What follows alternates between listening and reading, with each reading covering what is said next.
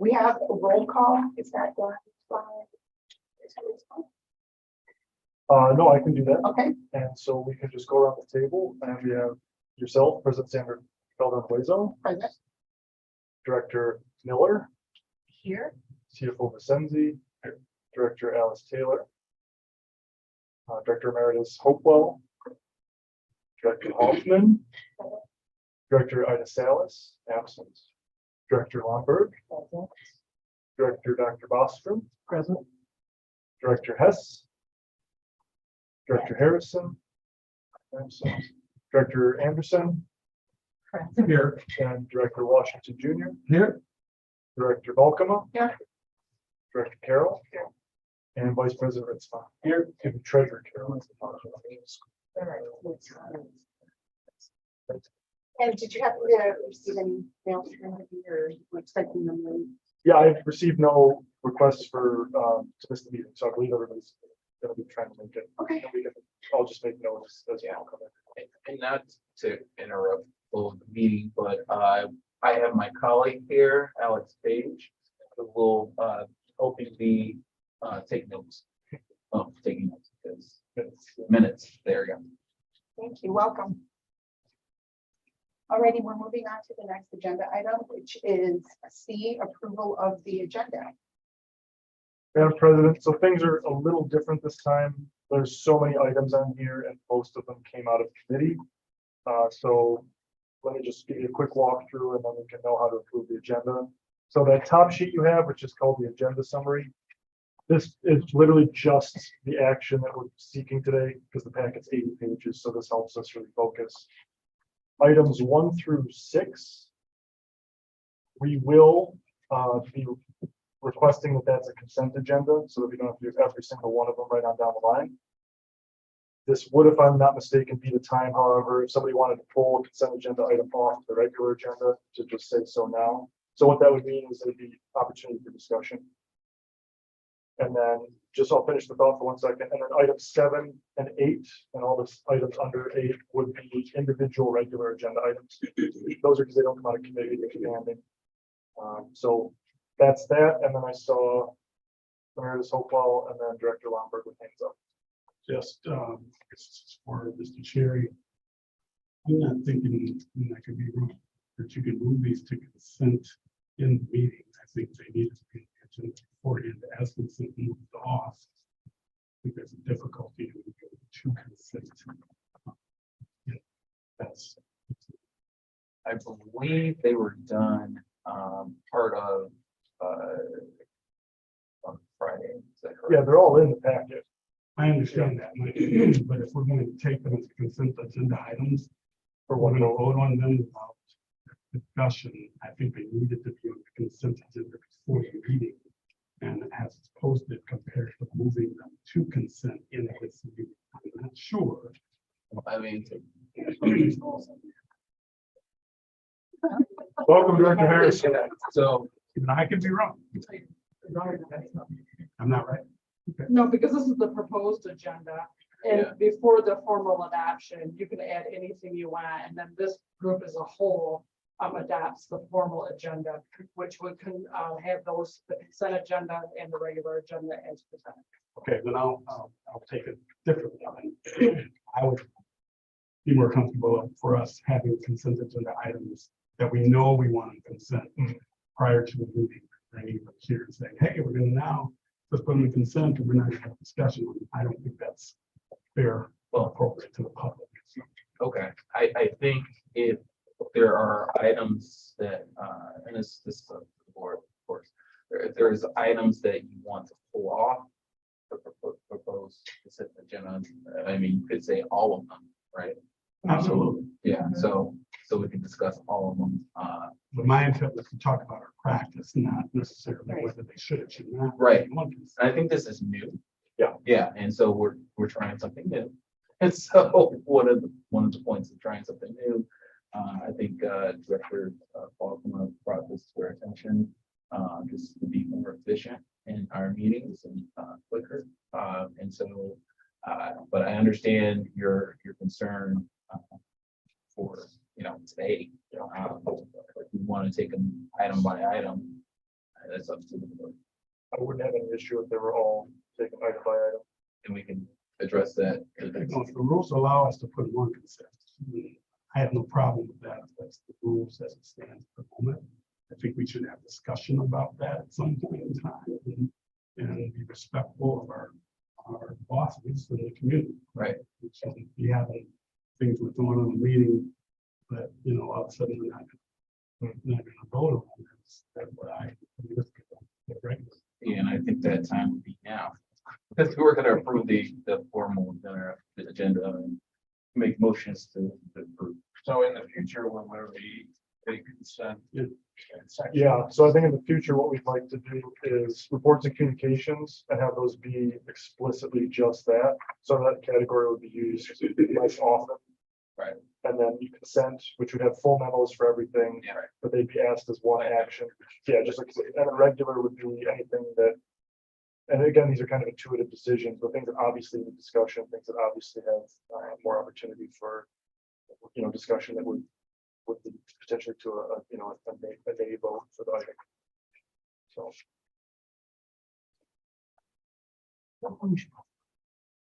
So kind of a two-part situation here that we have to establish right now. The first would be making sure that the consent items are available before the meeting moving forward.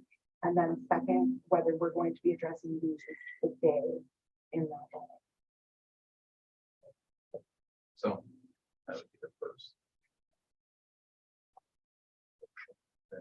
Second discussion. Reverend That'd Lombard, be you too long. had your hand up? Yeah, you and I have been in communication about the purchasing policy and I just need more, like, I want that to be I want to really learn. Regular agenda, yeah. Before I vote on it. So, But- regular agenda. Is the obvious solution here, we'll do all of these individually, and then for the September meeting, I'll aim to have a consent agenda, talk about it, executive committee Yeah, so this is the prepared. Yeah. Yeah. Okay, so then, Director Balcom, are you okay with mixing the consent? Okay. So we will do individual action, roll call votes for each one of these. All right. And So then- then this becomes your regular agenda. It will take all individually, correct? Yeah. So has anybody moved to adopt? No. Okay. Do we need to change the way of that wording at all, or we're just accepting this as the agenda for today? So Yeah, the approval would be, to accept the agenda summary of action. it's just the to adopt the agenda. To adopt the agenda. So moved, Barb Miller. Thank you. Support, Mayor Balcom. Thank you. Discussion. Any discussion? Questions? Comments? Thank you. Bringing that to our attention. From the mayor hopeful. All those in favor? Aye. Any opposed? Hearing that there are none, that motion passes. Moving on to the next one is B, the approval of minutes. We have two steps here. The first is approval for minutes from February 27th, 2023. And I want to also thank you for your grace because that was the meeting that I was not here. I had some family things going on. So thank you again for your patience and grace with my absence on that. So these Do I have a are two- motion? Yep, exactly. Do I have a motion to approve the minutes from February 27th, 2023? Or Thank you. Any discussion or questions? All those in favor? Any opposed? Seeing if there are none, that motion is also accepted. The next one would be now this motion here is to approve the corrections that were made to the minutes from October 24th of the 2022 meeting. And Madam President, I can speak to that. So what we noticed in reviewing the minutes, which we refer to as, these are, a proof of the mandates that the board has for its decisions. And we discovered, much to my horror, that we didn't have a budget approval in these minutes. Went back and watched the meeting. It was very much there, it just wasn't recorded as such. So Attorney Cherry went back, listened himself, looked at it, updated them. So you're seeing on page 8 of 78. And I printed each of these instead of copying them, so you should all have hopefully page numbers at the bottom this time. So you'll see it says 1 page, and then below that page, 8 of 78. And you'll see underlined on the second to last paragraph, starting with Mr. Brown, you'll see that draft FFE budget. So those are the magic words that include your budget for this year. So we're correcting that, as well as corrections to Director Hoffman's last name, and then periodic corrections listed by President Calvin Huezo to the spelling of her last name as well. Moving forward, we wouldn't expect these because these were done in the past by dictaphone. So all kinds of typos get caught up in there, and even with 4 or 5 people reading them, it's easy to overlook things. So I move approval, Hopewell. Thank you. Second. is that- okay. Any discussions on that? All those in favor? Are there any that are opposed? Seeing that there are none, that motion passes. Moving on to reports and communication, we're going to start, Steve with the finance committee report. Yes, Madam President. So the Finance Committee is Treasurer Carroll, Director Washington Jr., Director Balkema, CFO Vicente, President Calvin Huezo, and Vice President Ritzema, as a reminder. And so on page 12 of 78, there's 2 recommendations. One is that the Finance Committee recommends the Board of Directors approve the attached FFP purchasing policy. And so I'll do these one at a time. So the purchasing policy, the city has a competitive bidding process which ensures transparency and fairness in the selection of business done with the city. And there's a series that's, of course, ruled by state law, and there's a series of things locally that we can abide by as well. We want to be aligned with that because of the service agreement, they do the purchasing for us, as it were. We use their process. So it's a sealed packet that is held until it's open publicly in front of the public. So we want to use those processes, and in order to be aligned with them, we have to adopt, or it's helpful to adopt a policy of our own. The Brownfield Authority, known as the BRA, recently did this, so we relied on their work. It's a very succinct document. We're really grateful for it. So you'll see that in here as page 15 of 78. And so the specifics here, feel free to ask questions, of course. I don't want to get too far in the weeds, but the idea here is that it's scaled by the value of the agreement. So when the board approves its annual budget, we'll say that there's $100,000 for gravel. I'm just going to choose a city type topic. That's fine. You approve that budget, but then that has to go through building and the contract has to be awarded. So depending on the value of that purchase, you'll see in this table here who's allowed to sign off on it, when, and why. And then even in instances, for example, the $3,001 to $25,000, or the next category where I'm allowed to sign off on it, those all come back to you, and it's, there's transparency and all these processes, of course. So this aligns with the city to the extent that we can. The city also has an over $100,000 category, which BRA and ourselves, we just really didn't see a need for. It's kind of an added complication. So everything is 50,001 and over, is you all have to approve it as a board, period, and the president has to sign it. So I'll pause there because that's just actual technical before Director Lombard, we get to the conversation that you sparked off. Other sort of technical questions on purchasing. We also have our CFO here who is much more versed than I am. Okay, so Reverend Lombard, you had questions about particularly local preference in bidding. I mean, in my world, we call it a value stream, whether that's, prioritizing, working with contractors that are owned by historically marginalized folks, or that are rooted locally, or that pay their people a living wage, or, some way, maybe aren't the cheapest option, but are a more moral choice, I guess, for lack of better words. And I know we want to be aligned with the city, so I don't know what the city is allowed to do, but that felt like an important question to raise in a policy like this. And I know you did some research on for us, so. It did. I'm happy because I didn't prep you for this, so you have to correct me if I'm wrong. Oh, that's okay. So there is a local preference, and the specifics are when you bid to the city, by de facto also us. If you're in the county of Kalamazoo, you can check a box that says I'd like to be eligible for local preference. if your bid is within 2% of the lowest bid, no matter where it's from, then it triggers a local preference and you have the option to match dollar for dollar the lowest bid. So it's like a second go. And that's typically in large road contracts for combo and capital, things like that. I was told there's maybe 2 times a year that gets used. So it could be used here as well. Because we're using the city's purchasing process, you have a local preference ability in the purchasing process. So that's number one. In terms of immutable characteristics, those having preferences, federal, state, and local law expressly prohibited. And we, even if we weren't using the city, couldn't do it because of the 1966 Civil Rights Act, 63. Also the Elliott Larson. Yeah. Civil Rights Act, which is more broad than just federal.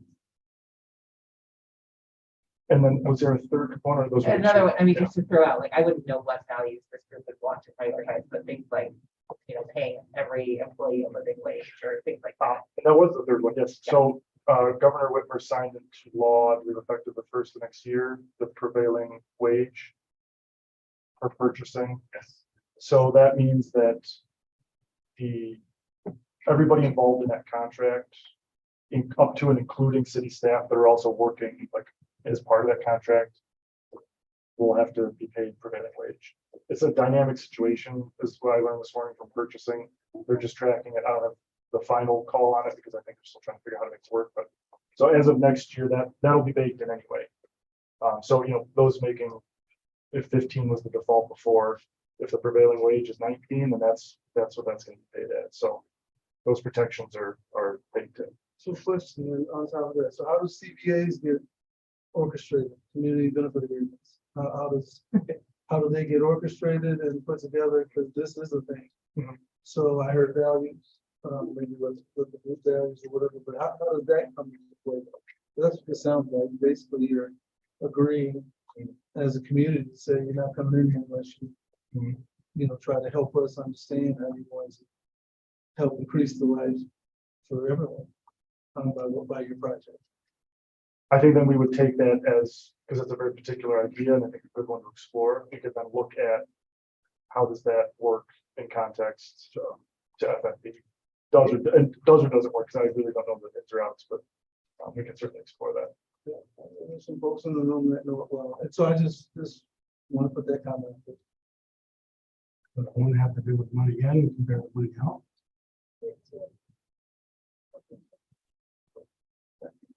If you're going for an incentive from the city. then we- that's your incentive. In order, tied to that incentive. That's the trigger, because if we have a go, no go over the project. Interesting.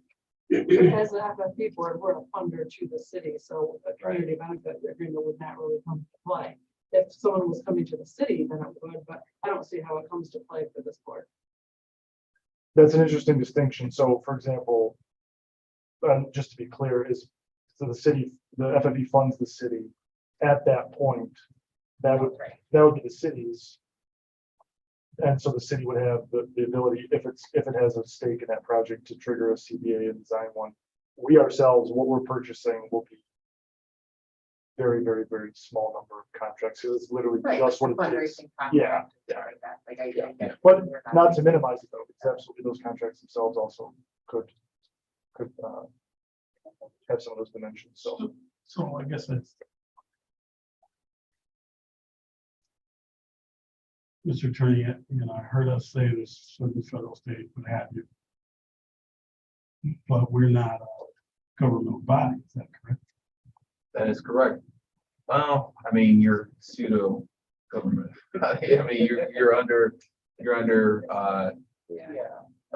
FOIA, I mean, OMA. And so how you were established as a nonprofit of the city, that makes you kind of within a governmental body. Now, I mean, we've had discussions, and I've talked to Steve, well, you can make that choice to separate yourself from city campus, it'll be your own. 501c3 charitable, but even that, I mean, you're getting your tax benefit from the federal government, right? And so you have to still adhere to certain things, not to discriminate based on race, color, gender, something. Thank you. I think it's a bigger opportunity. It's a opportunity for a bigger conversation with the city because of our relationship with the city. I think it should also fit into what the city might be doing on a bigger level of also engaging in the same value-based, decision making as far as who we're working. One other thing I'd like to interject, there was a case that, related with the subject, where a religious institution had a college where they discriminated based on race and they lost their 501c3. The feds took it away. So just keep that in mind. I mean, they were pretty insensitive. Like they didn't like having.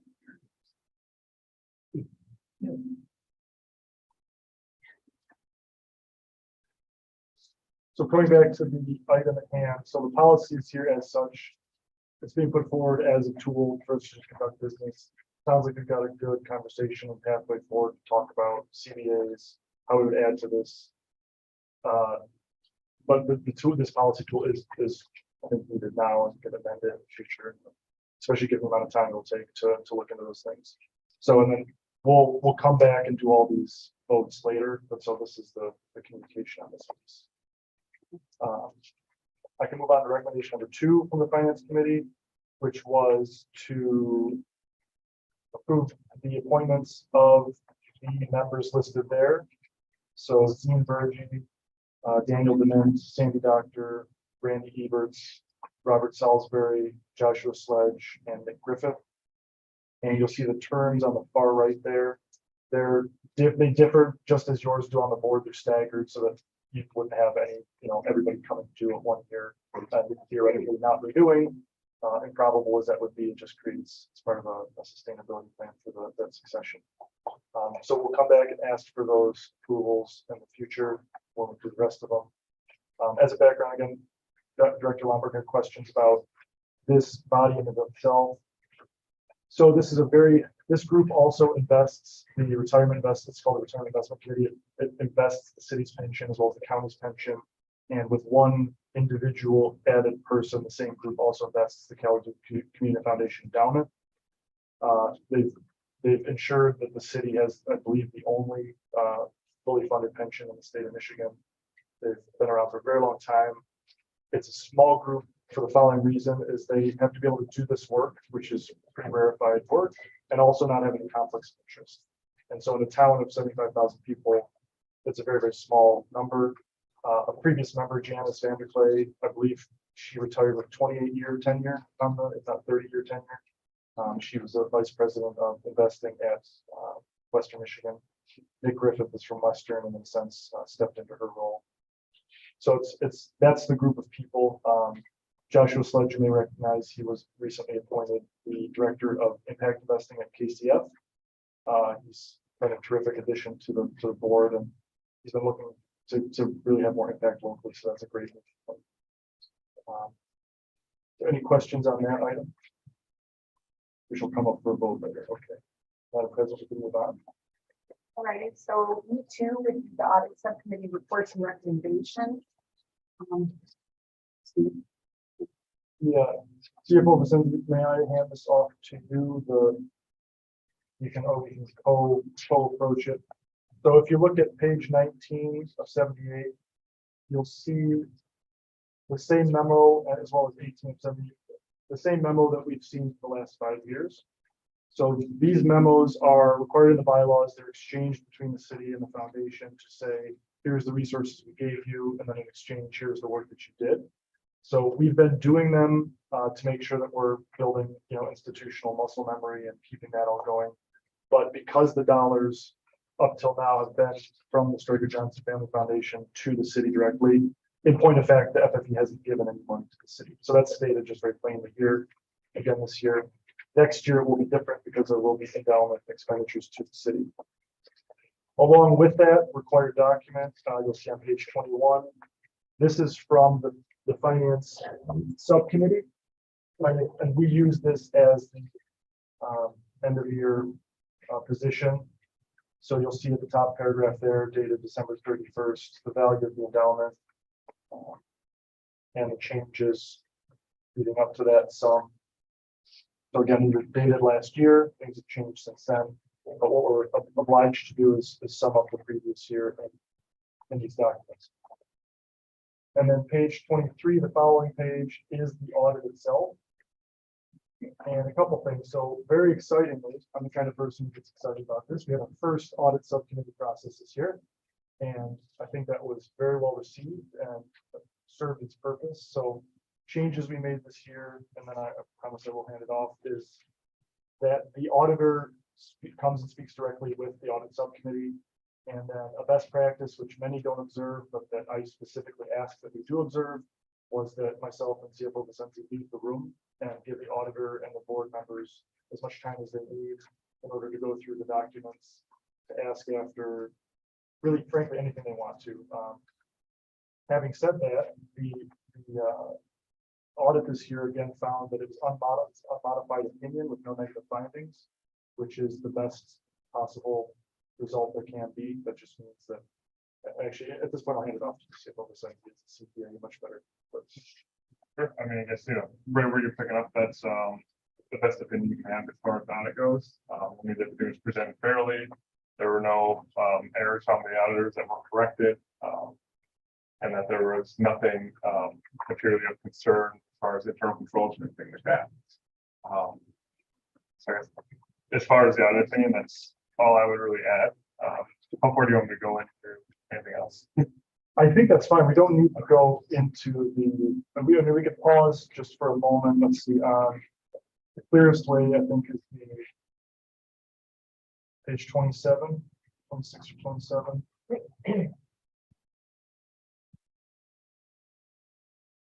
So if you, on an annual level, when you're ever wondering what the year looked like, this is where you can come to. So these are, I guess, independently audited, of course, and then filed. The 990 is also a good place. We'll have that in a few weeks yet because that has a later filing date. But what you'll notice is that because the gift that was pledged 2.5 years ago now, almost 3 years ago, because that's a binding document and there's no restrictions on it, that shows up on our audit as an asset. So you'll see here total liabilities, net assets, that includes that pledge. But again, because these are just subtleties that can come up even in community conversations, that's not cash on hand, right? We're still waiting for those installments to come all the way through 2050. So that if somebody came and said, "Hey, I saw your audit, it shows that you got all this money," it's just the way that it's booked because it's essentially a liability test. So, so it's a potential asset.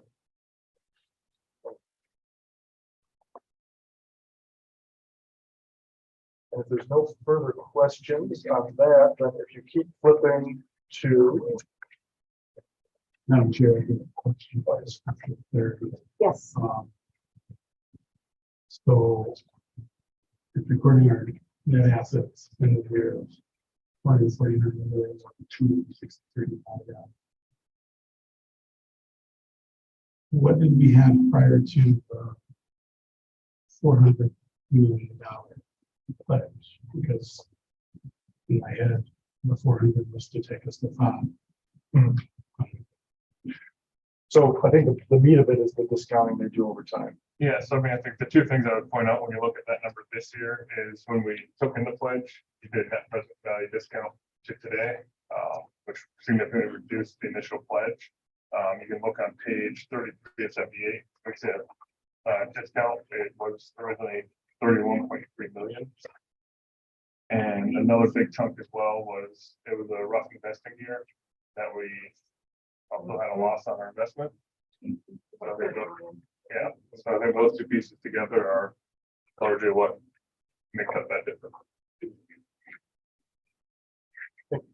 Could you just describe that present value discount? Sure. So I guess, big concept is the gift was given over a 10-year period. So we're taking that whole gift as a number of, 32 million, and then we kind of, over the next 10 years, discount it to today's dollars. Like, as if we had received that money today. Would common language be inflation adjusted? Thank you. I'm trying to, that's what I hear is inflation adjusted, so, yeah. And that was done at a moment in time and is not corrected going forward. So, and we talk about inflation being 6-7%, discounts at 1.91, that was that moment in time.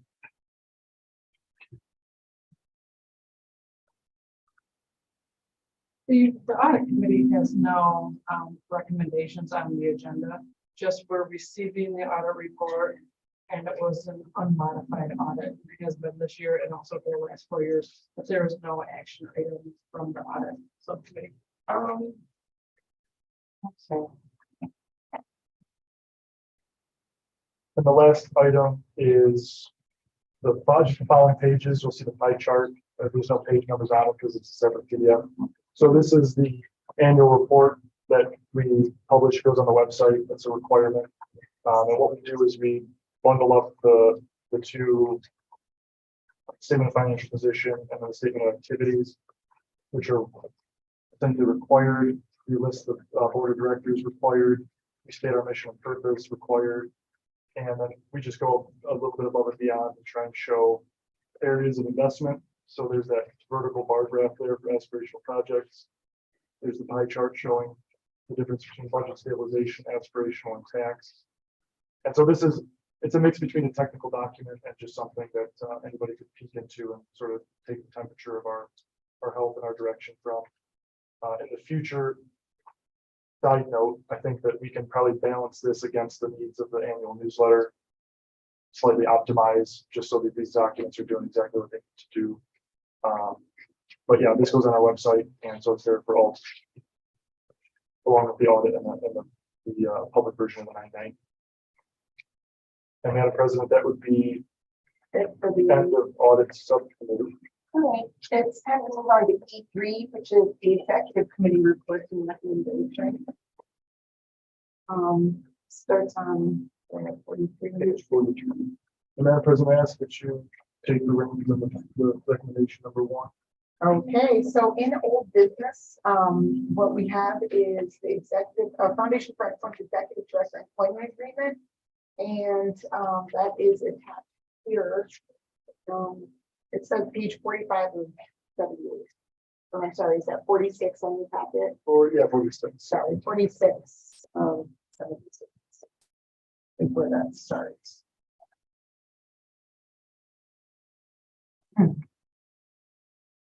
So would I need a motion for that to accept that recommendation? Sorry, adopt that recommendation? We will, we'll do them all at once now on the Okay. regular agenda. All right, thank you. So that would be the first recommendation that we're making. The second recommendation is with regards to the executive committee review, the assessment and planning, which I think you could speak to. Yes, I can, Madam President, thank you much. So page 51 of 78. The background is enumerated in the agenda item and then here as well. So interesting place that we find ourselves in at the April meeting. First executive director, we have a full board, no vacancies at this moment. There's a lot going on. There's a lot of future business needed. And what I was hearing in one-on-ones with directors was, what's the vessel that holds our direction together? And how do we do that, at least in this first year, in a lean and efficient way, so as not to immediately go into this long strategic planning process? As background, we exist exclusively to support the city of Kalamazoo, to give people in the city the lives that they want for themselves and their families. The Imagine Kalamazoo Master Plan and Strategic Vision is award-winning. It's worked day in and day out. That's what our focus is. And so really, in terms of a normal foundation, thinking directly about what would the whole architecture of our values be around programming, etc. That is, in a sense, we serve the city, and the city has really worked with citizens to generate that through the Imagine Kalamazoo process. So this is internal. This is, where are we now? Where are you all as a board? What are our urgent action items needed as an entity? and deferring constantly to the city as the decider of the programs, as aligning itself along strategic goals and sub goals. So that's the overall background. A SWOT, if anyone hasn't seen it before, I pronounce it SWOT because I'm from Michigan, so it's the long A on the O, just like mom. And so it stands for strengths, weaknesses, opportunities, and threats. And this is just a really classic staple of organizational assessment. So strengths, you're looking at, well, what do we have? Where are we? But you don't want to linger too much on there because strengths only matter if you can use them, but the actions at the opportunities and threats. So what I did was run down about 30, I think 4 categories in the end. By no means exhaustive or perfect, but an opportunity to really lay things out. And so you'll see on this, the approach to this is that any topic, for example, board of directors, board meetings, city FFE partnership, endowment, risk management, etc. Any category that had a significant opportunity or threat and was mission critical rose to the top. So that became, here's what we need to do ASAP. So that's this top cover sheet. It shows primary 2023 focus, and then it shows secondary 2023 focus, and then ongoing items. Now, I'll pause there. This is not in any way, shape, or form a value judgment about the importance of these categories as some ideal. This is really right here and now. And in 2 years, these could be sorted completely differently based on the opportunities and the threats that exist. So, as we work through opportunities, as we use our strengths to improve the organization, as the situation around us changes, the economy improves, etc., the threat landscape changes. So I just want you to know this, and then I've also presented alphabetically, just so there's no impression that these are rank ordered by importance. So when you go to 53 of 78, you'll see the actual document. And I apologize in advance for probably the smallest font that I've ever printed. There is a larger version of this. It doesn't fit in the packet. I'm happy to share it as a PDF and talk through it. But so what we see on those action columns are specific SMART actionable items. So it's time sensitive. I can put a deadline on it. It has a specific goal right on down the line. And so you'll see then on the right, the target month. So what this can also serve as is the framework for your assessment of myself as executive director. And then also, and we'll get to this later in the year, but bringing in a best practice of a board self-assessment, which again, we don't want to do for its own sake. We don't want to make this into, staring at our shoes, but it's among the most important things I can think of is that you all are a positive, highly communicative, very high performing body that can take anything that comes your way. That's the most important thing, because at the end of the day, you are the FFE. Your ability to make positive decisions for the benefit of the foundation to support the city. So at the end of the year, this list can serve as, in addition to other things that can be added on by executive committee as well. My goal list, did I get my work? And also then, have you supported each other in achieving the goals of the organization that you've chosen to be part of? So again, first year, I think this is a really positive step forward. It moves us definitely into smart-based, logically structured goals. And then if we want to move past this, again, this is a proposal, you could all say, deep 6 in this, we don't like this, we're going to take a different path. But moving into next year, we could adopt this, we could adapt this, we can improve this, and then keep having that relationship of what are we trying to do this year? Did we do it? How can we improve? Because at the basis of any of these initiatives should always be the question of how can we do better? Ultimately, that's the whole point of this is each year, how can we do better? And doing better is how do we serve the city council better? How do we make sure that the FFE is a perpetual entity as we're required to by the bylaws and articles? So I'll pause there. Tremendous amount of information. I apologize for going on so long. But Madam President, that would be the SWOT presentation.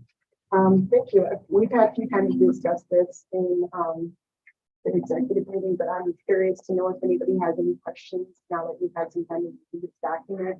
Also with regards to what Steve mentioned as to how this can be used as a way to, well, to help Steve and support him while, you know, we're trying to meet these goals and yeah, it shows kind of some indicating some factors and how the performance reviews can look or to give feedback towards those performance reviews. Yes. We should be asking questions now. That's okay. Yes. First of all, I appreciate you saying this isn't cast in stone, that it's kind of a flowing type document. The one thing I noticed is nowhere in here is mentioned the effectiveness of aspirational programs and how we are giving them money. Should we see some kind of results? Like if we spend $250,000 and 10 people are getting helped, you know, for a summer job or something like that. So I don't know if it has to be in here now or if we look at it down the road, but, or even if there needs to be a committee that, you know, looks over those results, but I think that needs to be in here. I would assume Bond would support me on that with education. It's And back up. Yeah. Yeah, I think it's a good idea, especially since this year we're not giving money for aspirational projects to really look Right. at what we want that flow to be, if there's a matrix, how those projects are getting approved.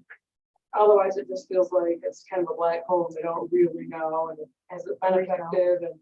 And I think we changed so it's on a reimbursement basis, but as we're making changes, especially the year that we're not giving money away, I think it gives us time and it will nail down the process.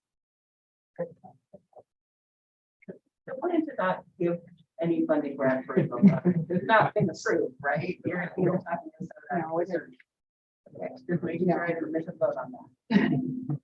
You want to sit down? Well, I was just saying brief, not to cart before any horse on this, but the city is redoubling its efforts, I'd say, for program tracking and through the workbook. There's opportunities there from what's even existing to present that information. It's more and better. So we've got a track record there and we can just daylight that more. And then maybe in the committee work, we can really look at what we've got and see if there's obvious opportunities, which I'm sure there are, where we could do better. And then how you all would like to see that. Because you can imagine too, Oh, yeah, right. you know, last year was 70 FFE funded programs. So it's an astonishing amount of raw data, even to just go through and say how, you know, who, what, where, when, why. Yeah. It takes hours. So we have to find a way to do that in the way that's meaningful for you. And maybe it's a little bit at each meeting. Maybe it's like you say by work group, but happy to work on that. Yeah, we have a lot of resources at our fingertips because the city is absolutely tracking that for very good reasons. So would adding that or so making it a priority be a good idea? Does it fit under one-on-one discussion or? you know, that's a good question. I think.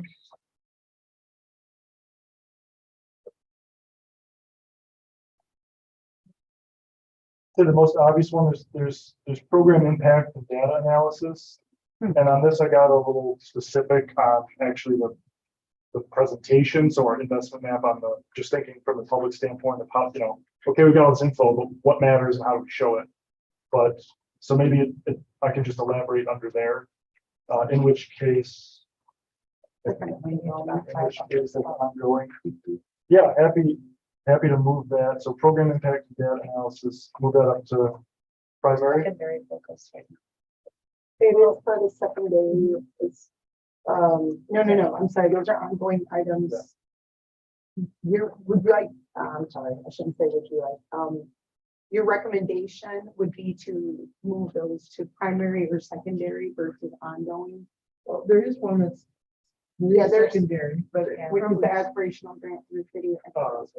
but I, Yeah, maybe it just fits under there because ultimately, you know, grant making, even Tina's trust-based grant making, part of that process is data collection, is presentation impact. So yeah, I think that is the least complicated way forward and a good call. Okay.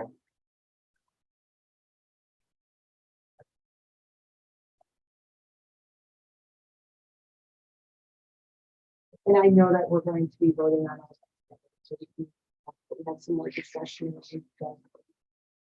Yeah, every roll call vote will have comment, opportunity for further comments. So. That would be the athletic executive, Madam President. Thank you. One question. Yes. Just from a understanding, so. So in this SWOT analysis, the action plan is what we will be using to evaluate the progress on some of the threats, some of the, just that line item. So in it has target dates in it. Some of those dates are like tomorrow, or we've already passed them, right? And then some of them are like both primary and secondary. So I wanted to know about like, how do we evaluate, how you are progressing on action plan, right? Like some of them in April, but they might take a little bit longer. So it might not come off the list at all, right? Like it's still a priority, but I'm not close to at all, addressing this internal threat. So how do we evaluate the progress on the SWOT analysis on a timely basis that stays in line with the target dates that you have for some of the action items? If I could be direct, Director Harrison, I think those Aprils deserve to be shifted. I'm glad you smiled. I'm really glad you smiled. Yeah, yeah, so I'm more than happy to shift those to May. There was probably a little hubris and ambition in there. Is that over those nine then? Yeah. Okay. Yeah. Well, so having said that, so when we adopt this, do the months need to be nailed down to the final T? So as an action, yeah, so we can adopt the action plan and then Say it's approved document. I'll leave that in the hands of Director Balkman's Robert's Rules knowledge. So thank you for highlighting that. Approximation. So they were saying the action plan, yes, the dates can be fluid. If you're not voting on the dates, we can get away with that. So How do we hold the SWOT analysis accountable for progress? we'll have to nail the dates down, circulate it, and then call it finished. Yeah. And it likely won't just be that, it might be the actions too, we might find that those need to change in order to accomplish, you know, Certainly, what data we're looking to accomplish or what we're trying to show. And these two, there's even yet to be determined is some of these make sense for me to report out at finance committee versus audit versus, so it'll be really dynamic until we rush to that stoplight at the end of the year and, you know, and some of these items will probably have to be discussed at 2 or 3 committees just to get that temperature on where people are at or if they're doing individual items to help. So yeah, this will become an important part of kind of the agenda work of the meetings because this is the work. So does that make sense? No, yes. Thank you very much. Could you be squishy and say the target guideline instead of target? Right, estimate. I'd like to know yesterday that we're gonna be going someplace that does, I don't just feed the meter for $50, but but I'll be happy. If it's done by May, I'll try to make it. Guidelines. Part, yes.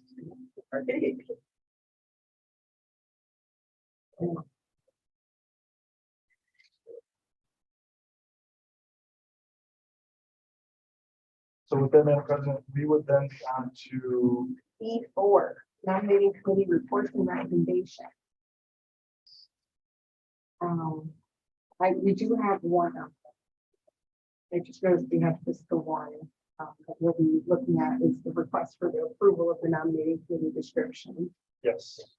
That It's is page, two. yeah, page Yes. 60. And then the request to approve the following appointments. So the first item is the recommend for committee description for board approval. So the background on committee descriptions and policies.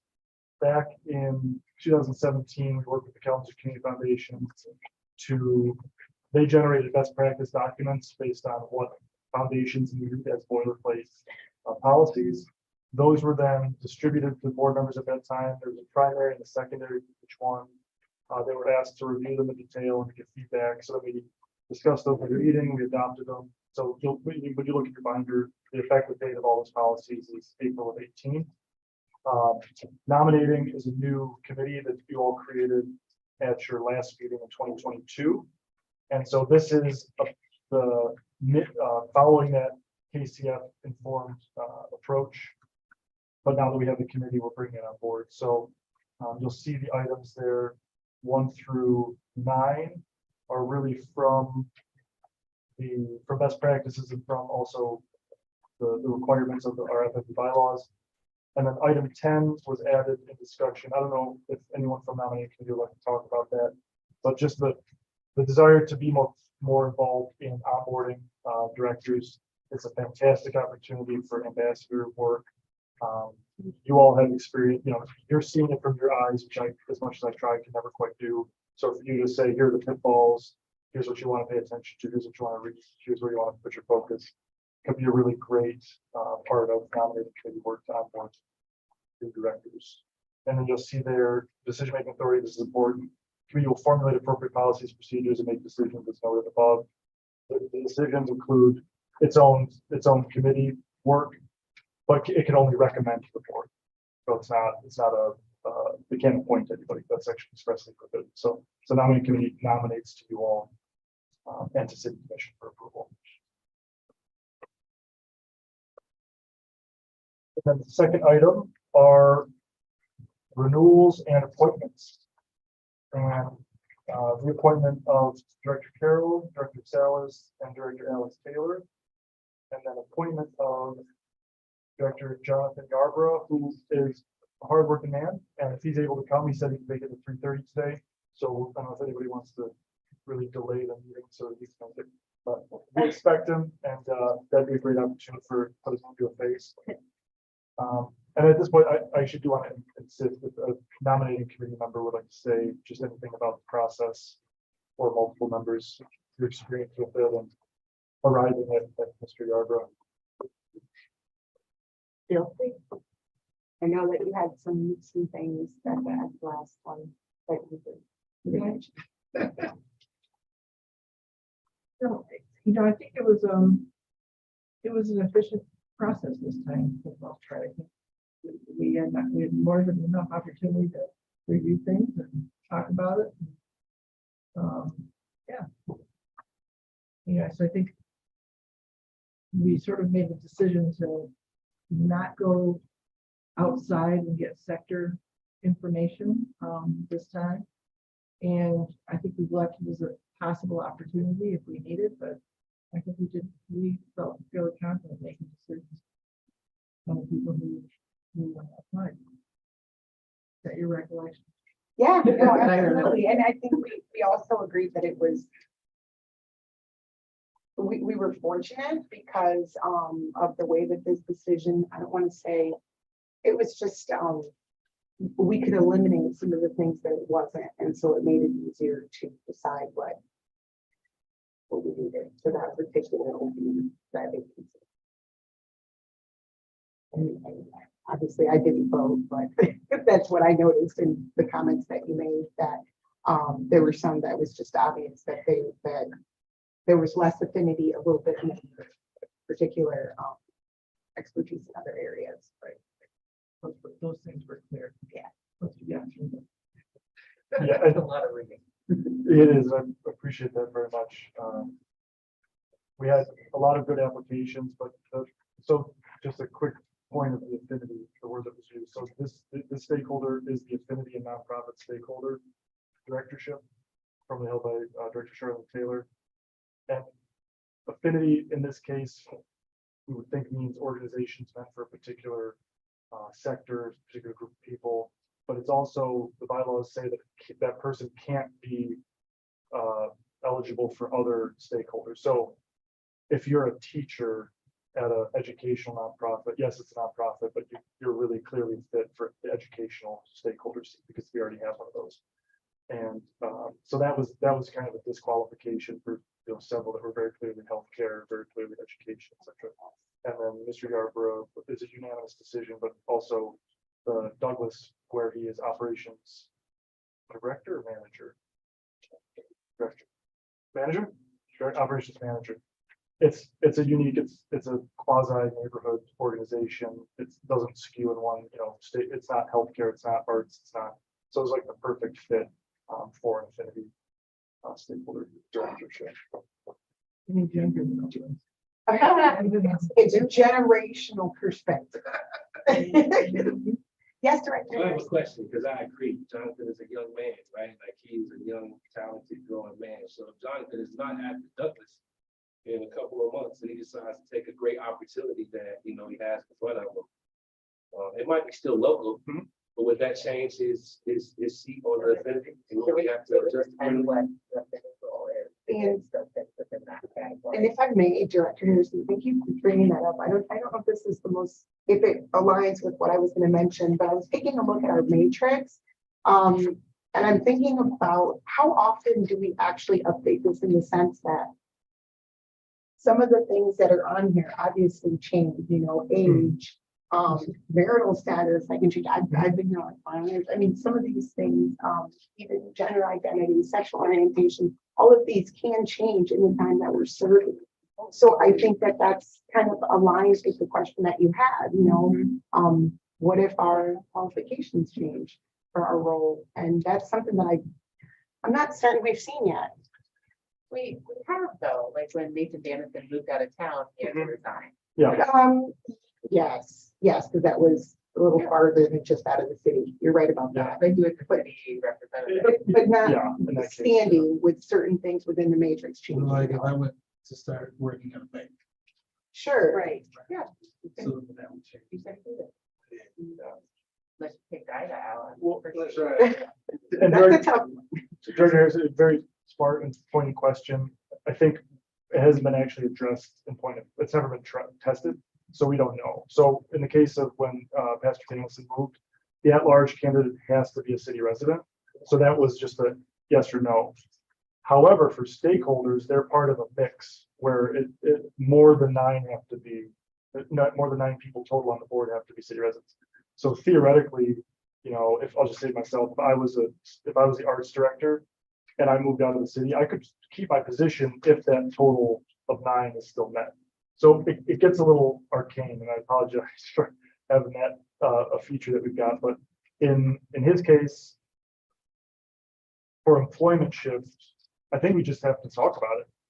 I think we really would, because it could also, if I don't know, for you, a close call would be different than if you went to work for an international bank or something, which would be clearly not an affinity or. No, I was just thinking, like, if I hired him tomorrow, we're folks sitting on the board, then what? It's like. Just asking for a friend. That's how my brain works, like, yeah, that's the case, because you brought up the Douglas, it's like, yeah, but he might not always be there, and if that is the decision that put him in that position, how do we hold that accountable for, his next steps as he progresses? So let me think of where that could be, because right now all those rules are wrapped up in the bylaws, so I think. And it's not something as clear cut as if we had to look to a conflict of interest per se. So it's kind of in the same discussion. But there's really nothing to stop you from case by case. I think that's how you're gonna handle it, depending on what their bidding is. Yeah, So it speaks to our responsibilities as board members to be upfront with that information, the same as in our confidentiality, in a conflict of interest. Yeah. Situation. Residencies. Right, So. True. President gives us a Yes. conflict of interest update before, but you could put out the same things. And if we're still in the same sector, residency has changed, and so then annually you would go and people, marital status or whatever those categories that you check. You could just update that and send it right into the thing. There you go. Thank you. Beth.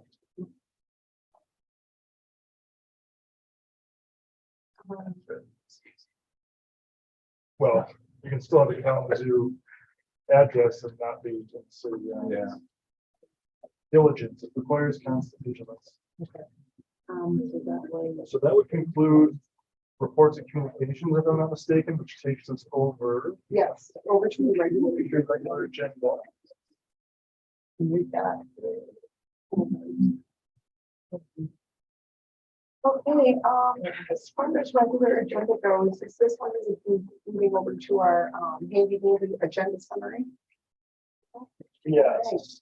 And we've got a few here. Do you want to just go in order? Yep. All right. So we'll start with the first one, which, if it's okay, can we do 1 and 6? It's just something on 1 and 6 at the same time because they're part of the same. Or all right. Thank you. So you mean item A, 1 and 6, or 1 and 6 here? Oh, I'm sorry. Yeah, number 1 is. We're on this. we're on Oh, the yes, summary. sorry. Yep. This we're on is the not. agenda summary. Yep, and you know what? I won't complicate things. We'll just go right down. Right. Yeah, sorry about that. Just a pause here. So could we? So the finance executive, because the way the bylaws require us to do this, we have to actually come up with those names now. So could we come up with these names? And then we'll have to do officer elections first. Okay. So if we do 1 to 7, then we know who the officers are, Mhm. and then we can populate all the items under each. Because some of them, for example, so this is again, this is the system we're working with is some of the committees say, you know, the president is ex officio. Well, we need to know who the president's going to be. So we can't get to those before we have elected the officers. Others say a member of the finance committee who is not the treasurer. So we have to first know who's on the finance committee for them to the executive committee. So these are lined up in order. But if we could, I think we could now do actions. We could request actions, Madam President, all the way through 7, and then we'll pause. And then we'll talk about interest in all the items for 8. So people who are interested in finance. All right, sounds great. So the first agenda item that we're gonna look at is the request for approval of the purchasing policy for endowment expenditure. So Or. We're moving right along, yeah. Any discussion? All right. Who was what?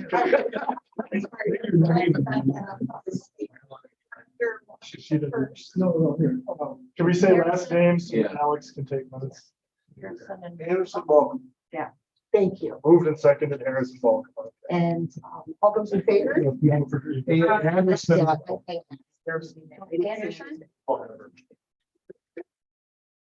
I hear I go make it worse. Yeah, it was Anderson, Alcama, and then there was no discussion, questions. So all those in favor? Aye. Any opposed? Seeing as there are none, that request is approved. The second one would be the request for approval of the employment agreement for Steve Brown as a leased employee with the city of Kalamazoo. Do I read all this? Go for it. Yearly base salary of $130,000 effective January 1st of 2023. So moved, Miller. Oh, Miller Support. and Baltimore. either way. Lots of support here. Doesn't matter. Any discussion or questions? Oh, excuse us. It's as a leased employee. Okay. Is that sufficient or does it? Just want to be clear, because our last meeting, we had issue with the lease agreement. Yes. So I think we need to separate those two. The employment agreement, which is between Mr. Brown and the city. The lease agreement is between the city and FFB. So the lease agreement is an attachment to the employment agreement. So I think we need to be clear what we're approving. So we're approving the Employment. employment agreement. Mhm. That being his salary is what you're approving, right? Right.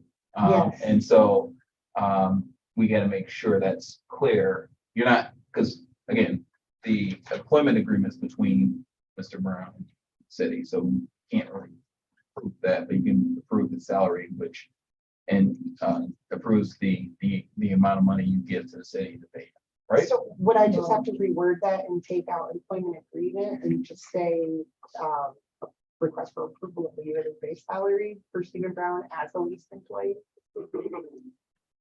Yeah, and then I think we need to also say approval of lease agreement between the city of Kalamazoo and the FF. Okay, So so are these two, There's two more. can you give us both the? Okay, let's start. For one. Yeah. We can- Yeah. Go. So we'll start with the first one, Mhm. approval of the lease agreement between the city of Kalamazoo and the FFA. move approval. Support, Washington. Any questions, or discussion? All those in favor? Any opposed? Seeing as there are none, that is approved. Okay. The second one. Second one is approval of salary in the employment agreement between Stephen Brown and city accountant of 130,000. 30,000. Effective January 1st, 2024. Is that, and I'm just gonna make sure it's acceptable for Mr. Cincy. Okay. You're happy, I'm happy. Okay. Just what about the other motion that we started with? Was that just sort of, can we We, drop that? yeah, we separated Oh. them into two. Well, it sounds like one, two, accept the employment agreement, the city council, Okay. and one specifically for student salary. As it is the code. You're withdrawing your. motion Yes. for the first. We'll withdraw. Thank you for stating that. Is there any discussion with regards to the second motion? Vote on the first. One. Yes, Yes. all those in favor? Any opposed? Seeing as there are none, that second request is approved as well. The third request would be to adopt the, Motion, accept that second. yes. Yeah. You second.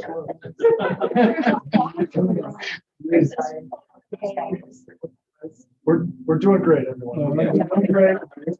Everyone's just so Thanks, eager for John. talking at the same time. Okay, moving on, we've got a request to adopt the executive committee recommendation for the 2023 SWAT. Priorities and action, including the executive director assessment framework. And should I add with flexible target dates or how? Yeah, Flexible target guidelines. target deadline. Thank you. Guidelines. Guide. Guidelines. Thank you.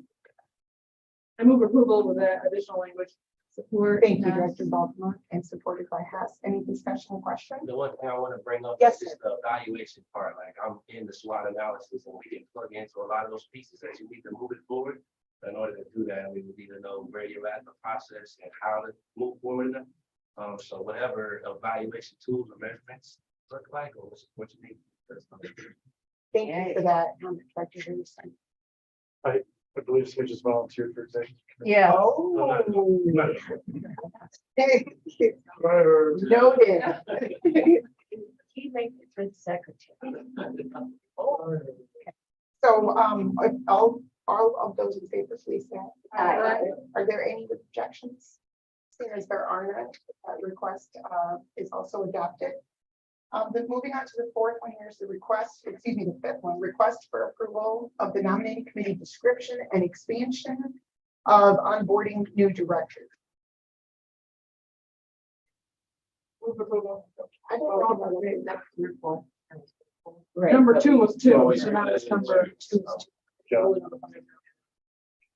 So it's number 4, but It is, but since we split, exactly, yeah. they should have specified that there, so. But it is the request for the approval of the nominating committee description and expansion of onboarding new directors. Do I have a motion? Move approval, Baltimore. Thank you, Dr. Second, Boston. Any discussion or questions with regards to that request? All those in favor? Aye. Any opposed? Seeing as there are none, that request is also approved. The next request is to approve the following appointments and reappointments to the FFE board, starting with the reappointment of Melissa Carroll as art stakeholder director for a 3-year term ending in 2026.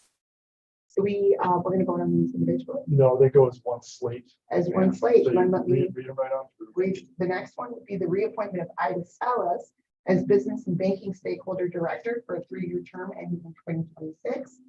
The reappointment of Alice Taylor as neighborhood stakeholder director for the North Side for a 3-year term ending in 2026. And the appointment of Jonathan Yarbrough as affinity organization stakeholder director for a 3-year term ending also in 2026. So moved. Hoffman. Thank you, Support. Commissioner Hoffman. Question, Yes. do Ellen, Ms. Taylor and I need to, recuse ourselves? For staying for voting. Yep. Good catch. All right, any other questions or discussion? All those in favor? Any opposed? Seeing as there are none. Abstention, two abstentions. Oh, and with the two abstentions from the current directors that are with us in today. So moved. The next one would be the request to approve the following reappointments to the investment subcommittee, which include the reappointment of Dean Berkey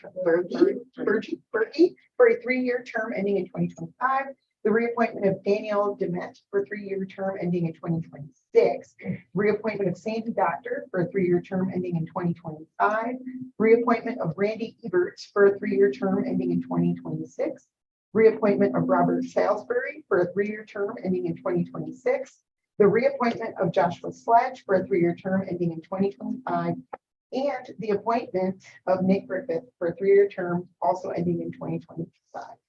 Pause, that's correction, that is reappointment as well. For Nick Griffith, Yes. all right. That would be reappointment of Nick Griffith, 3-year term ending in 2025 as well. Thanks. So moved, Barb Miller. Thank you. Support, Washington. Thank you, Director Washington. Any discussion or questions regarding any of those reappointments? All those in favor? Any who object? Seeing as how there are none, those reappointments are also approved. We are moving on to the request to elect the following officers for a 1-year term ending at the annual Foundation for Excellence meeting in April 2024, which start with myself, President Sandra Calderon Hueso, Vice President James Ritzel, and Treasurer Alyssa Crow, and Secretary Barb Miller. Any discussion or questions with regards to any of those requests? Someone can compete with me, it's fine. I don't make it personal. Is everybody happy with that? Drop me. Okay, all those in favor? I'm sorry, Ash, I'm sorry. Do we have a motion for that? So move Anderson. Support that. Thank you. I'm sorry, all those in favor? Any opposed? Seeing as there are none, that request has also been. Go, Barb. And now we're paused. We need to find some out. Just a point of order, Madam President. Yes. So we just had officers vote for themselves for officers. No, I don't- I'll abstain. No, I'm not saying you have to. I don't think you do. So my point, just Right. either we are that way or we're not that. So it'd be nice if we can have clarification regarding if we follow Robert's rules to determine what we can do, because I've never been on the board where members haven't voted for non-committees. Just that. So maybe I've been wrong, which Mary's already called me out for being wrong. Well, Sherry Bell voted for herself for Ashland Township Board, and you can vote for yourself. You don't have to abstain. It's not a conflict, but. But should I have Just to work, know? you do whatever. If we have to go back and make sure that we are They were all approved. same. They were approved, but it, just sometimes you want to be safe. But yeah, I mean, if normally you don't want to, conflict of interest and vote for yourself or another extended term, but I mean, that's fine. What's that? Will be overruled. I'll abstain, that's fine with me. But you don't have. Yeah. So but I agree, procedure is procedure and. They've been approved, so it's. Okay, What is the distinguishing part of it that they were appointments, reappointments, not? That's why I was, Yeah. I mean, you're in electing your officers. It's fine within the confines of the group, but to get on the board, I think there's a distinction, but but So it was a good action as done. I think it is. But it's up to the board. Whatever you wanna do. we were gonna pause here anyway. I'm definitely open for discussion if it's just a matter, it is important process. So, I mean, granted, it was approved, but I think that it would be better if, everything that we did matched. And that was my point. It was my point to say, wait, if there, I would just say, if we're governed by Robert's rules, if Robert's rules speaks to it, let's bring it back. But we have enough members to get people. Yes, This is not something that blows away the universe, because we have enough members to still get folks elected to what we need. sure. Right. But for best practices, if the board would just please, if you wouldn't mind, we could take a couple steps back and we could take a look at that again and maybe just reword it and allow for the officers to have a chance to say. Is that even allowed? I mean, if you want to go back to, I think there's, again, I think we're big enough. I think yeah, I think there's a All right, distinction. so that has been noted, and I think moving forward, that that's Clear something that we should Okay. be intentional. Yeah. prior to vote. But we are at a place where we're pausing. Would you like to go ahead and fill in for the following committee appointments? Yes, Madam President. So page. Page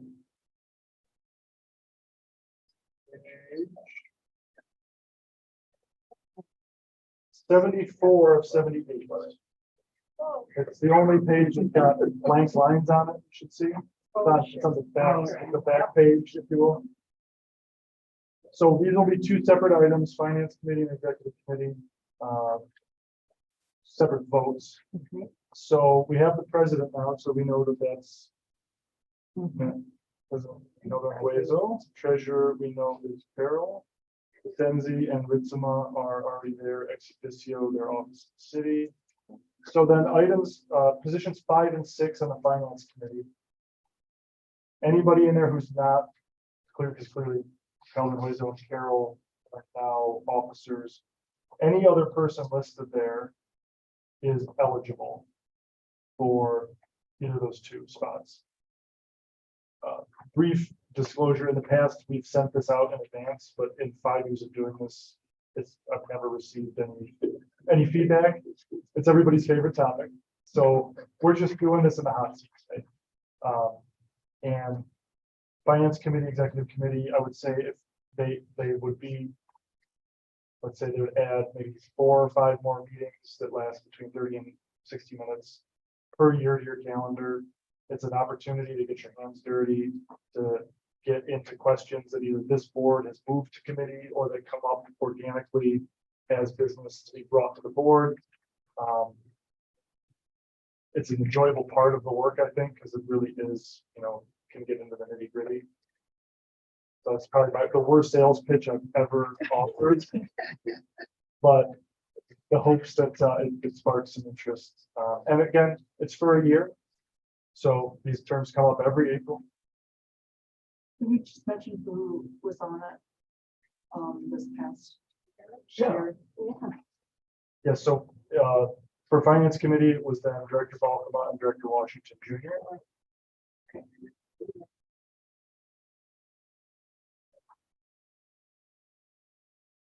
If they wanted, I feel comfortable keeping both of them. But if there's others, they need to speak now or forever hold their peace. Well, the navigator was about him volunteer. Well, volatile, like a volatile. I know. We need to be voluntold. Well, I know, I'm just really appreciative for your invitation to do that, especially within the finance committee. I appreciate your attention. Yes. Director Baltimore. We've been told. Okay. Great. Okay.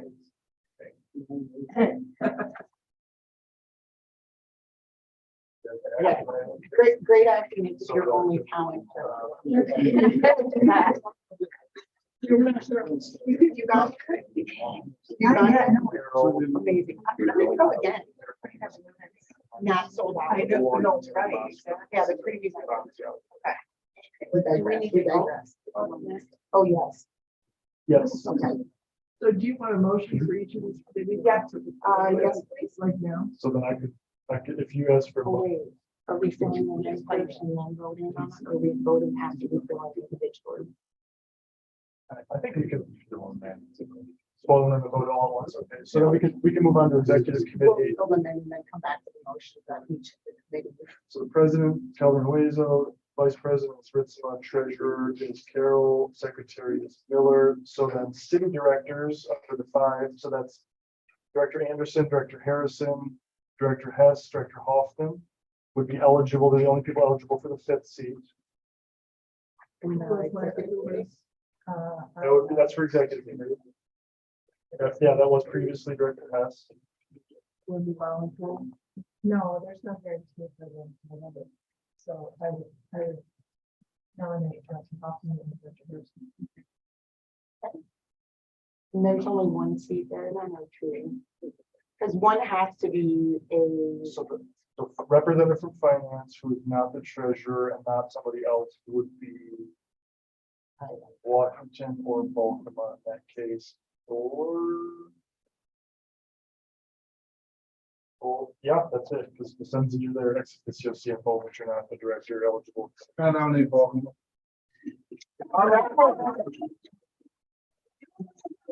No, I said. well,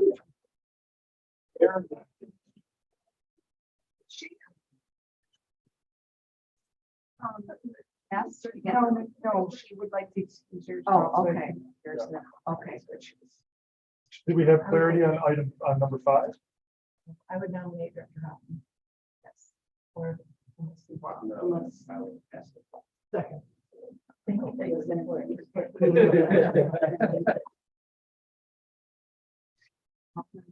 Yep, so, and- I know. Oh, she just waited. I know. Excellent. Thank you. Should we, and then we can move on, we can revisit the multiple items as well. So then we have a nominating committee, which actually we're in good shape now because the president there is known, and then the audit subcommittee president is known. These are listed because the members were all interested in renewing. And so barring somebody stepping down or there being interest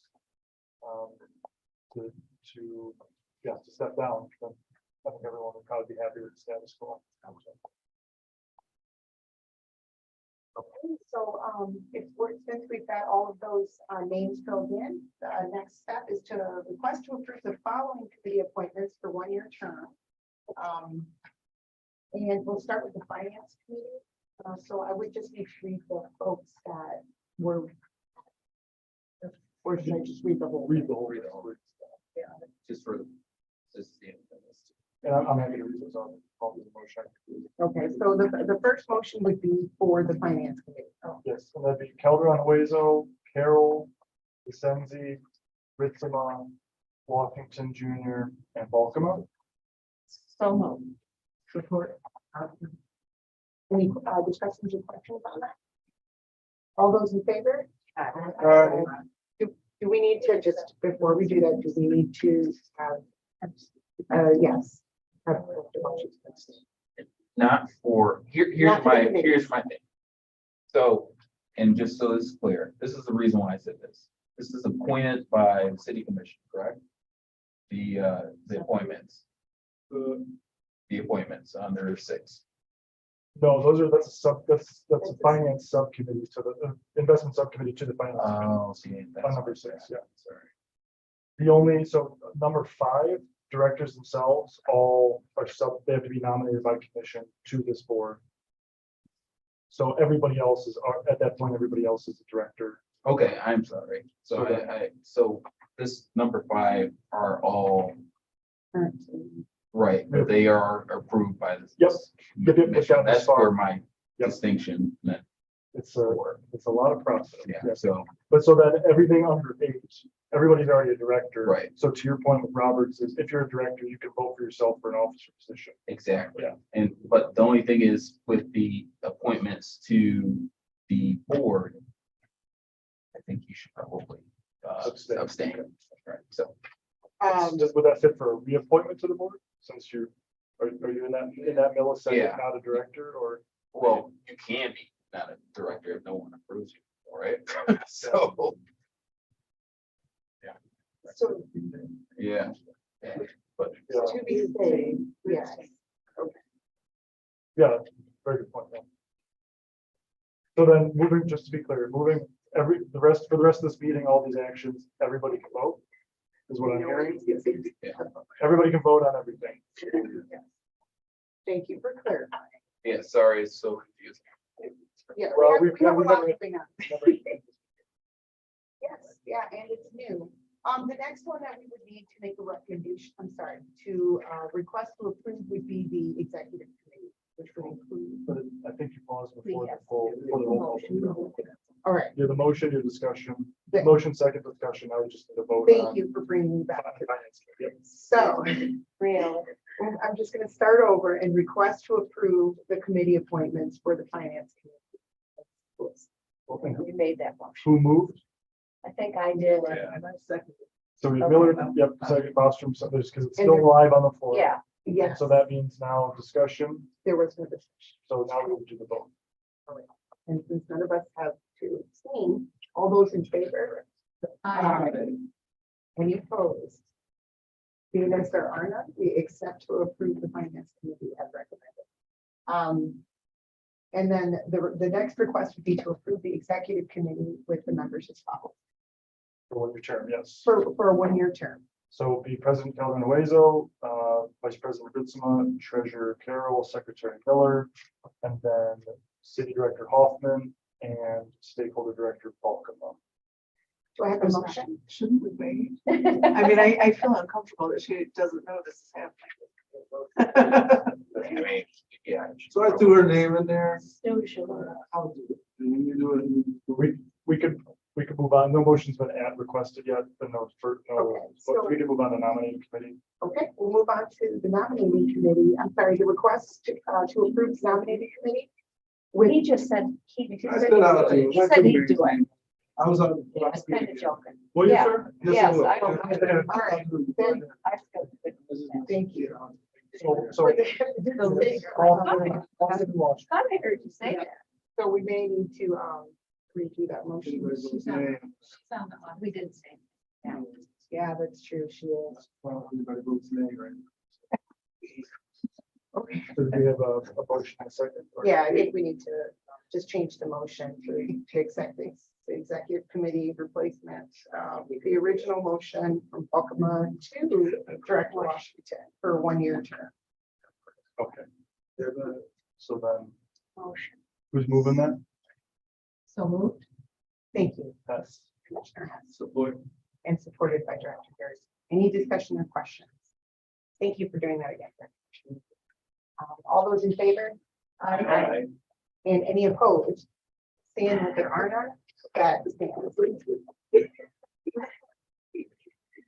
Moving on to to make the request for nominating committee members as follows.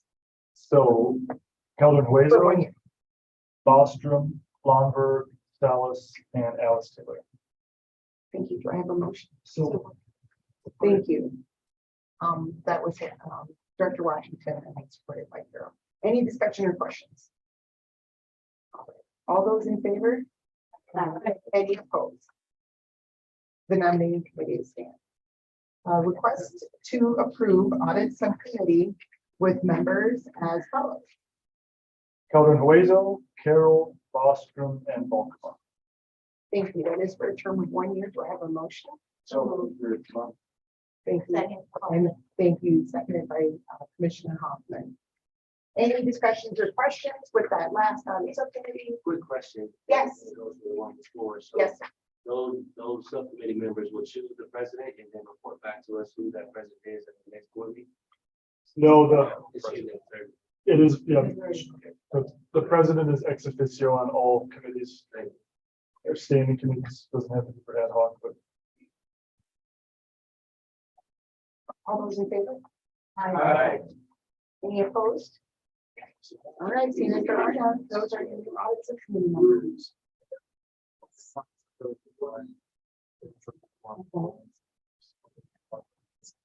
To the public comment section of our agenda.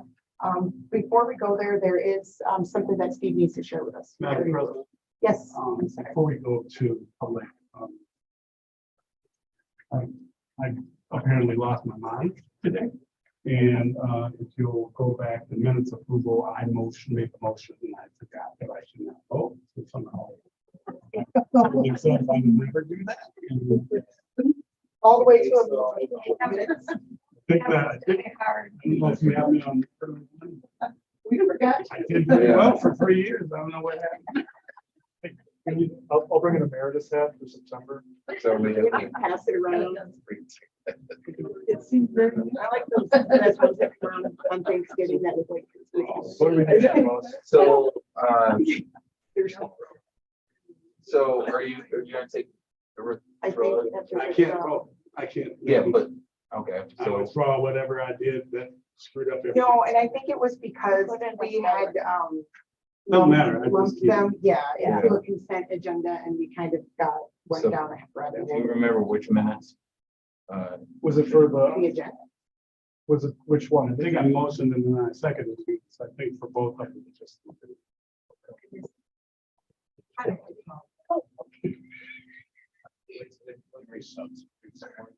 Yeah. So okay, let's go back. I'm trying to figure out which one you did. So you did the, Minutes. thanks, Alan. That's why she says. Yeah. So, yeah, we have to go back and revisit So that. that one. Yeah, So, Madam President, that motion, if you're looking for it, then would be to, so, yeah, just be, request for a motion to approve the corrected October 24 minutes, All right. including the So, addition right, of updating spelling. Yep. spelled wrong. and how, and with the draft one. Yeah. Okay, so I'm actually looking for a motion again, please, to approve the corrections to the minutes that were made available to us today for October 24th, 2022 meeting with the corrections that were made to the last name. I will move that, provided the second approves today. Whoever was the second. The motion. Yeah, who seconded? Oh, Yeah, who seconded? Alex, could you please tell us who seconded that? I'm sure that's at the second. Since they were talking. I missed that. Okay, so I think it was me. could it be you and that? I think it was. Yeah. I think- All right. Thank you. We have a second from Director Washington. Do you have any further discussion or questions regarding the corrections to the minutes of October 24th? Okay, no. All those in favor? Aye. Thank you for your honesty. It's like the-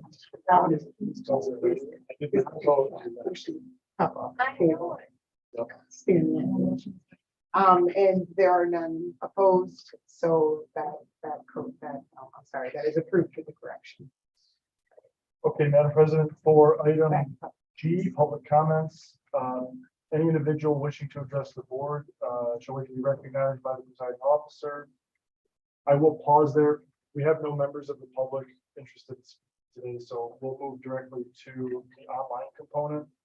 So we are broadcasting this. Anyone listening is able to call in at 1-888-382-9556.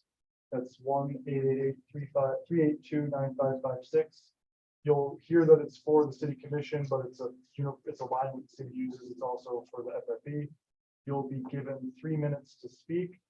And I'll keep time on that. We'll open the lines now and we give 60 seconds for people to call in just in case there's a delay or latency. So I will start the timer and we'll just give it 1 minute. Okay, thanks everyone.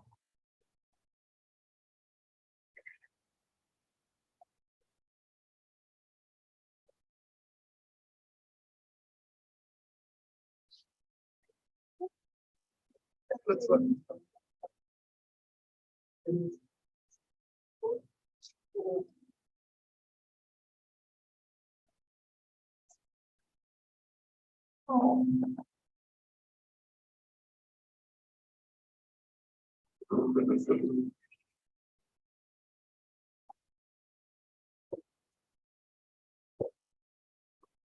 We write a history of FFB, we could call it the longest minute. Like we're all doing a plane. Anyway, Okay, that concludes public comment period. Thank you, everyone. And Madam President would take us on to item H, board member comments. Are there any board member comments today?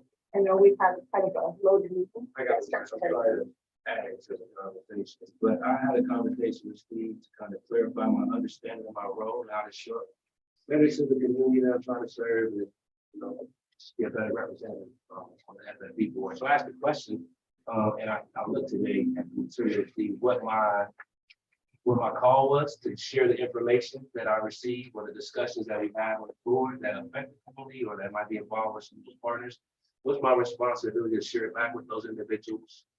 To be a shareholder, not only with me, but along, you know, hand in hand with the movements that we make. And what is my accountability process to make sure that the board holds me accountable to share that information? It's not just Michael making decisions just based off of his presence on the board. I thought about it bringing on Brother Yarbrough as he comes onto the board. Like I've worked before, but we've never talked about the FFP board or the work that we do here. So I wondered about, you know, what does that look like? What is the board saying Michael's responsibility to his community should be? And how do we hold each other accountable to make sure that you service that work? And I thought about it, especially as we might come into, you know, times where our funds might not be the same and we need to have that community presence. What is the accountability process that the community has to hold me to make sure that I represent that conversation that they're having, you know, outside of here? And what do I need to do? I don't know if that's a request that we've ever had for anybody coming on board, but I would like that for myself. And I would like to know that with other people on the board. Super good question. Bobby should. Bobby. I heard the question, I'm probably not answering. No, I would definitely invite you to have conversations about maybe including that in the onboarding, because I think that happens to a lot of people. Some of us have had the privilege to be here a little bit longer, and I think it's just been kind of a journey. So paying attention, you know, engaging, asking questions.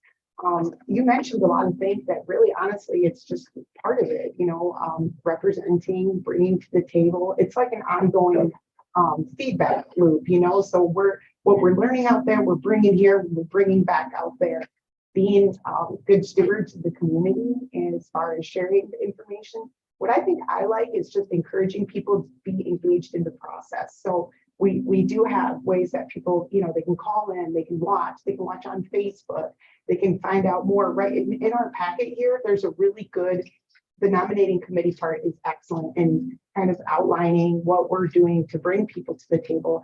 And then what as directors we do while we're here.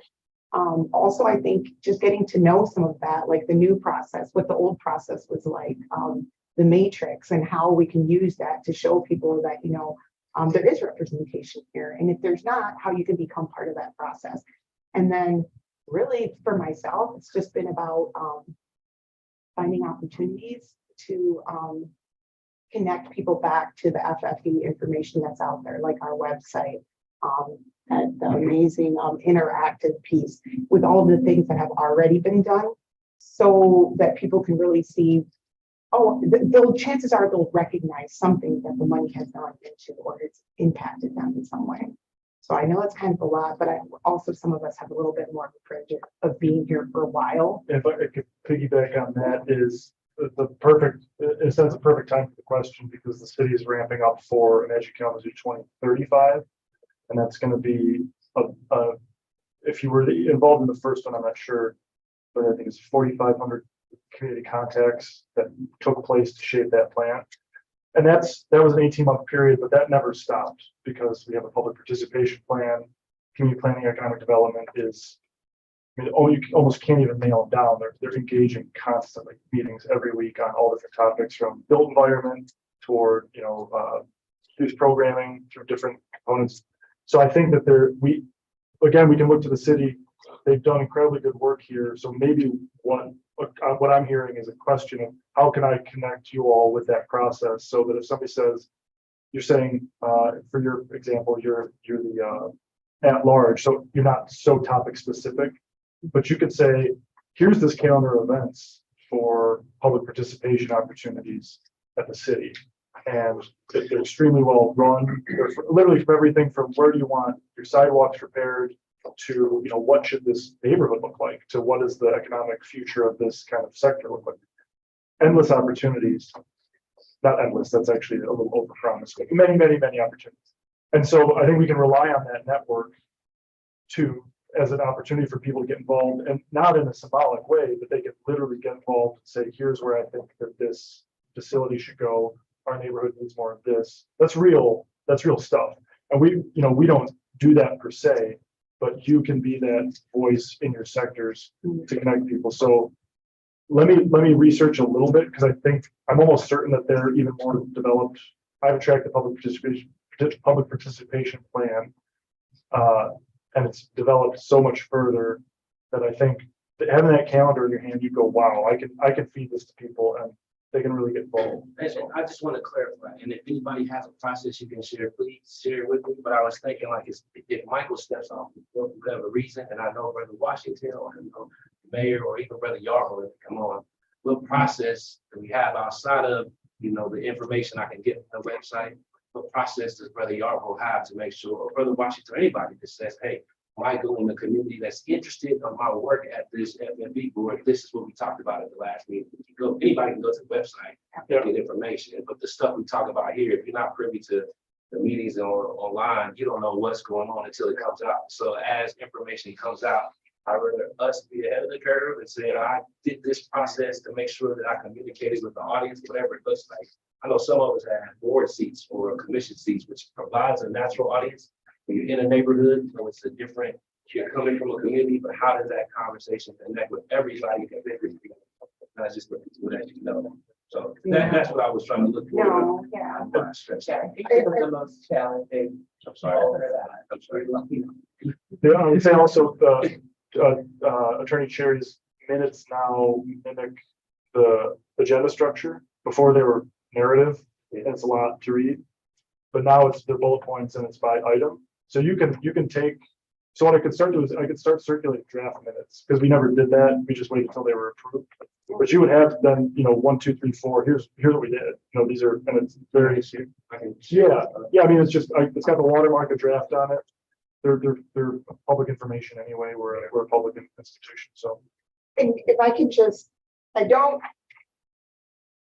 one thing is that I think that's a misconception in the community is that people are just kind of the last to find out. There are so many steps before all of the things that we talk about here become final.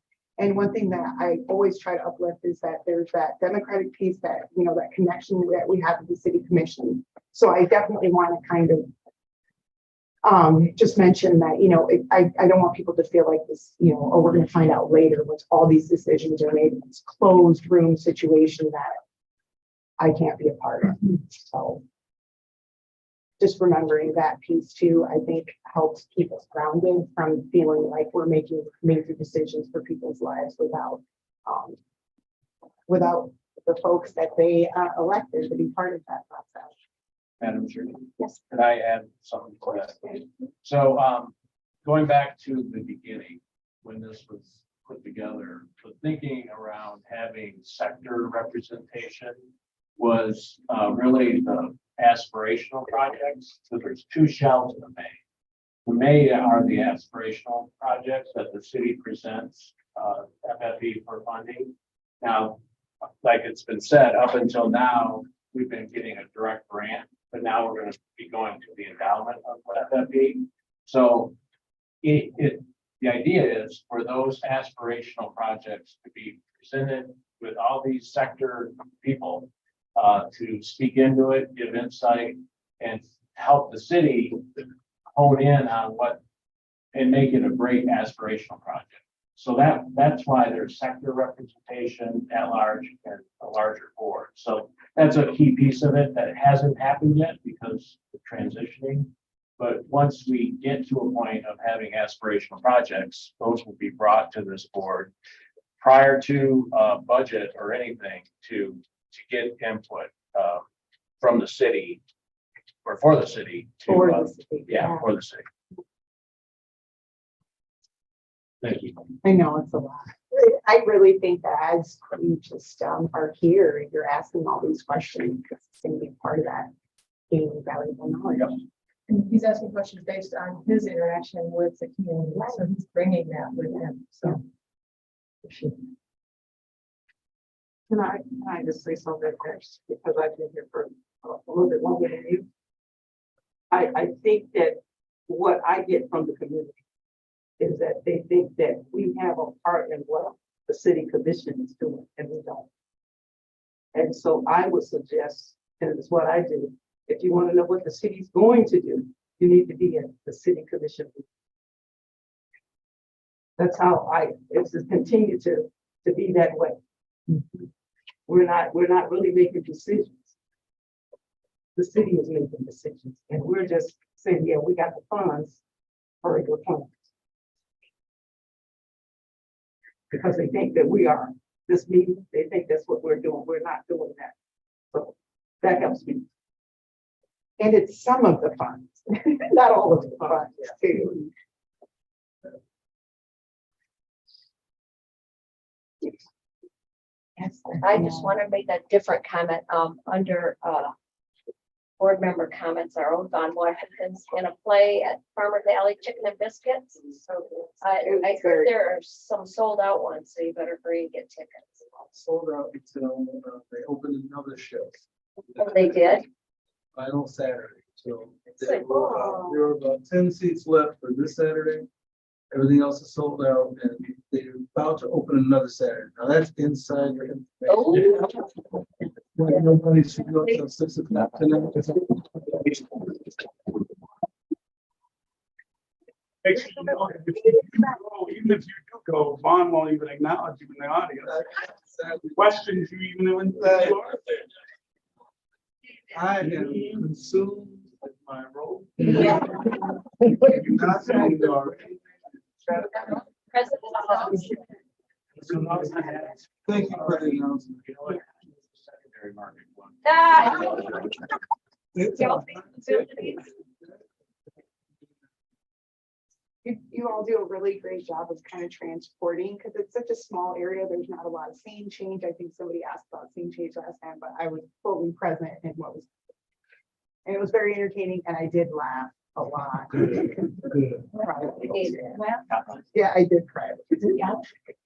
Real tears. Okay. Are there any other board member comments? I was trying to do my best to buy some time, but I think that maybe we might miss our guest We today. will be glad to see him when. Yeah, in okay, September. alrighty. I left a few stickers, Director Taylor. I noticed it. I was hoping that you might pin one of those on Well, for Mr. Yarbrough. okay, then I would vote for adjournment. So move. Or, thank you, and that's 4:51. 3:51, oh my gosh. Already. I